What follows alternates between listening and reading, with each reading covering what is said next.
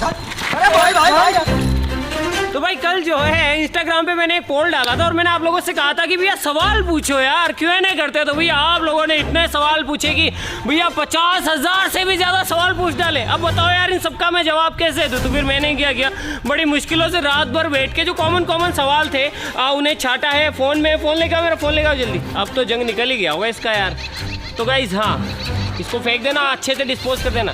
तो गाइस यार इसके अंदर है वो सारे सवाल। और एक भाई का जो पहला ही सवाल था वो ये था कि इन बीते 7 दिनों के अंदर आप कितनी बार नहाए हो। अरे भाई सच बता रहा हूँ मैं तुम्हें, ये आज नहाया हूँ मैं 7 दिनों के अंदर, क्योंकि वीडियो बनाई थी, वीडियो में थोड़े से तो अच्छे दिखे इसलिए। और ये देखो मेरे यहाँ पे कच्चा भी सूख रहा है, ये देखो। अब यहाँ पे क्या है, हमारे राजस्थान के अंदर ओस बहुत पड़ती है, तो यार कच्चे सूखते ही नहीं है, तो इस तरीके से हमें कच्चे सुखाने पड़ते हैं। ये देखो, तो अगर क्या होगा, अगर मैं इसे खोल दूँ तो क्या हो सकता है, अगर मैं इसे खोल दूं तो मेरा कच्चा, अरे पत्थर मार उसमें, अरे पत्थर मार, दोबारा फोड़। दूसरा जो सवाल है जो कि सबसे ज्यादा पूछा गया है वो है कि आपकी YouTube इनकम कितनी है। तो भैया कोई भी फिक्स नहीं होता है, मैं आपको एक जरा सा अंदाजा बता देता हूँ कि पर मिलियन व्यूज पे, यानी कि 1 मिलियन व्यूज पे आपको मिल जाते हैं 7 से 10,000 रुपए। बाकी आप खुद कैलकुलेट कर लेना। अब मैं आपको शॉर्ट्स की भी इनकम बता देता हूँ। अभी रिसेंटली हमने एक शॉर्ट डाला था जिसपे 9 मिलियन व्यूज है। अब 9 मिलियन व्यूज का यूट्यूब ने हमें कितना पैसा दिया है, आओ दिखाते हैं। तो भैया 9 मिलियन व्यूज का हमें मिला है मात्र $63। जी हाँ, और इस शॉर्ट्स को बनाने में ही हमें 50,000 से ज्यादा का खर्चा आ गया था।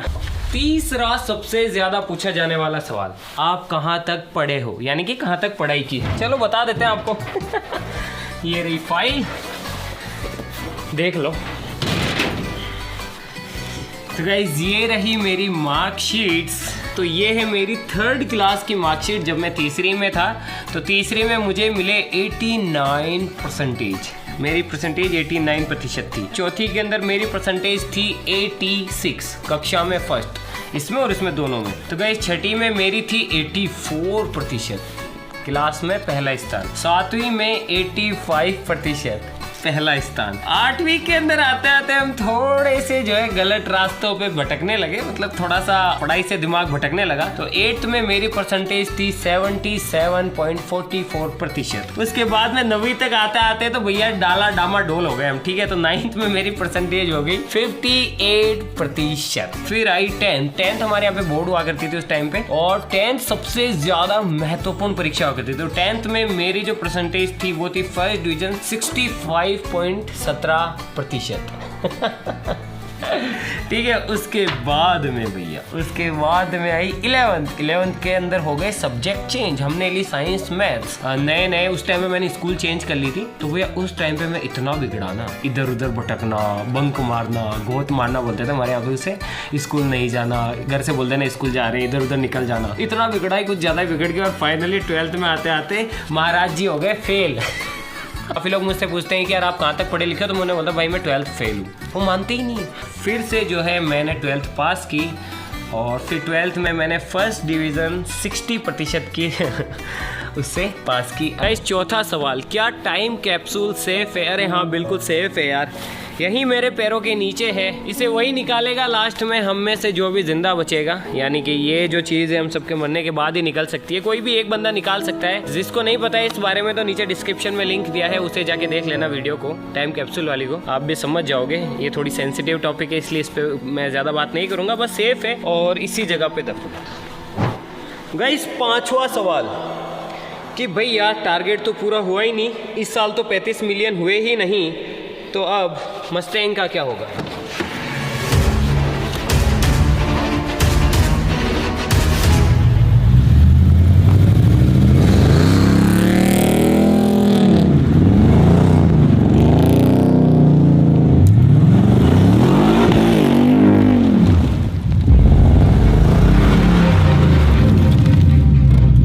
गाइस यकीन मानो, वो तो गलती से भी इस साल 35 मिलियन हुए नहीं, वरना आपको पता है ना कि आपका भाई जो बोलता है वो डेफिनेटली करके दिखाता है। और गलती से भी इस बार 35 मिलियन हो जाते हैं ना भाई। तो ये भाई 6ठा सवाल, आप YouTube पे आने से पहले क्या करते थे? तो भैया हम जो है कारपेंट्री का काम भी करते थे, मैं वेल्डिंग भी करता था भाई।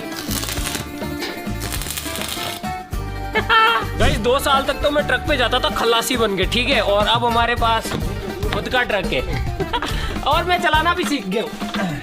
गाइस मजदूरी भी खूब की है। स्कूल से जब छुट्टी रहती थी स्कूल के टाइम में तो निकल जाते थे उस छुट्टी को मजदूरी करने।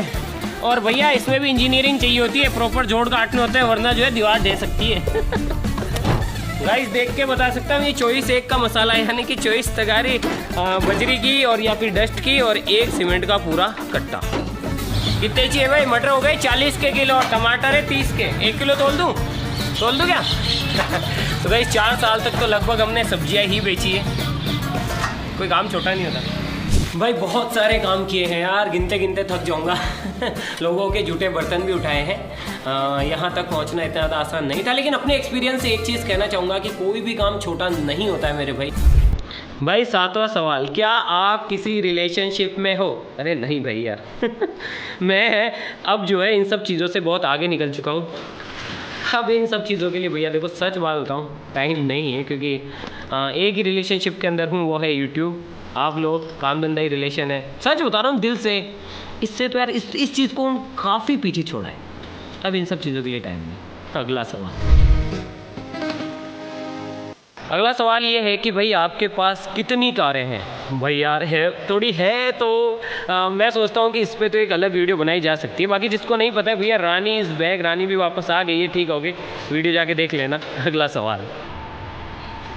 सवाल गाइस, मेरा बर्थडे कब आता है? बता भाई चमन मार। 8 जनवरी को। हमेशा बार भाग जाते हैं भैया। इस बार भागूंगा मैं तो। इस बार नहीं भागेंगे, इस बार पार्टी लेंगे आपसे। तो गाइस पार्टी होके रहेगी। अगला सवाल, भाई आप इतने सारे खतरनाक एक्सपेरिमेंट करते हो, क्या कभी कोई हादसा हुआ है या फिर आपको इन सब चीज़ों से डर नहीं लगता? अरे भाई बिल्कुल डर लगता है यार, क्यों नहीं लगता है, बिल्कुल डर लगता है। और हादसा नहीं हुआ, हादसे बहुत होते हैं गाइस, बहुत ज़्यादा। बस फ़र्क इतना है कि हम उसे कभी भी यूट्यूब पे नहीं डालते, आप लोगों को नहीं दिखाते हैं, क्योंकि हम नहीं चाहते कि यार आप लोग वो सब चीज़ें देखें। यकीन मानो अगर दिखा दिया ना तो भैया आपकी आंखें खुली की खुली रह जाएगी। गाइस अगला सवाल कि भैया इतने बड़े यूट्यूबर हो, आपको कैसा लगता है? भाई कैसा लगता है यार, नॉर्मली लगता है और तो कैसा लगता है। सिंपल सी लाइफ है यार, सिंपल तरीके से जियो उसे। थोड़ा रोड से साइड हो जाता है, आ जाओ जल्दी आ जाओ जल्दी आ जाओ, मैं छड़े जा रही जल्दी। और कैमरा मैन नहीं ढिल्लो है यार।